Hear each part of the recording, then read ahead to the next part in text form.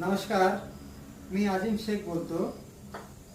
आपण एक आदिवासी आयुर्वेदिक गुडघे मालिशचं तेल आपण कसे बनवायचे हे प्रकार तुम्हाला मी दाखवतो आणि कोणकोणते वस्तू लागतात ते पण सांगतो.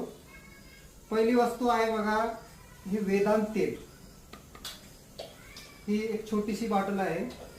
तिची किंमत सरासरी 100-150 रुपये असेल.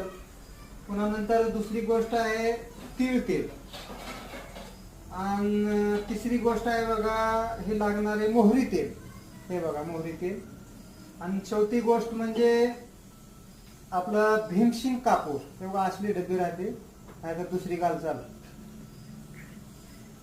आणि चौथी लागणारी वस्तू आहे बघा, हे लसूण, गावरान लसूण पाहिजे. हे 5 गोष्टी आहेत असे तेल बनवायचे. आता कशा प्रकारचं तेल बनवायचं, कसं बनवायचं मी तुम्हाला ह्या आपण चांगलं हिला थोडं लाल करून घेऊया. हलक्या ह्याच्यावर लाल करून घेऊया, जास्त गॅस वाढवाय जमत नाही.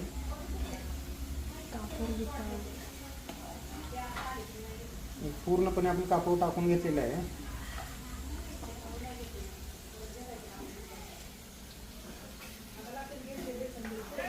असेच लाल झाल्यानंतर, काळे झाल्यानंतर याला एका कापडामध्ये हिला गाळून घ्यायचं आहे आपल्याला. हे झाले कंप्लीट तेल. अशा प्रकारे आपण आता हिला गाळून घेऊया. औषध काय काय टाकले सांगा.